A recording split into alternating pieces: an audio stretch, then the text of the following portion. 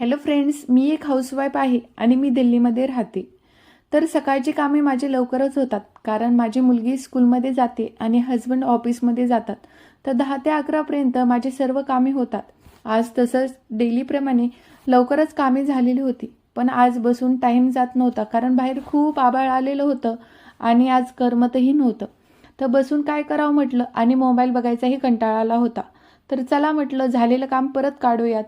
तर कालच पूर्ण मी डायनिंग टेबल क्लीन केला होता, पण डायनिंग टेबलवरचं कव्हर थोडंसं चिकट वाटत होतं. तर म्हटलं चला धुवून काढूयात. मग डायनिंग टेबल परत पुसून घेतला आणि त्यावर मॅट टाकून घेतली.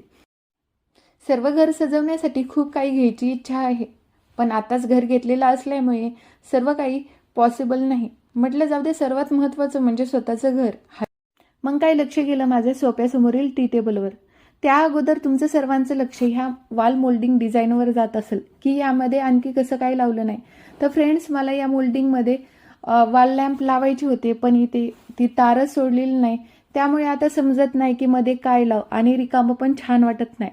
प्लीज फ्रेंड्स, तुम्हीच कमेंटमध्ये सांगा की मी इथे काय लावू शकेल. तर मग नंतर मी हे फ्लावर पॉट आणून ठेवला. त्यावर ते मनी प्लांटचे थोडेसे पानं घाण झालेले वाटू लागले. मग टिश्यू पेपर घेतला आणि पानं क्लीन करून घेतले.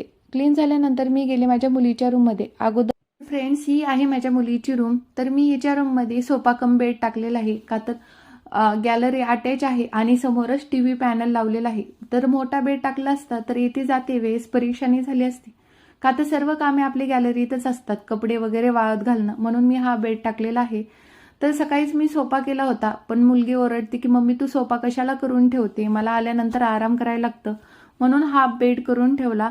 तर दूध तापवायचं राहिलेलं होतं. इंडक्शनवर दूध तापून घेतलं आणि लागले स्वयंपाकाच्या तयारीला, कारण दोघेही सकाळी नाश्ताच करून गेलेले होते. म्हणजे मुलीने पास्ता नेलेला होता आणि हस्बंड नाश्ता करून गेलते.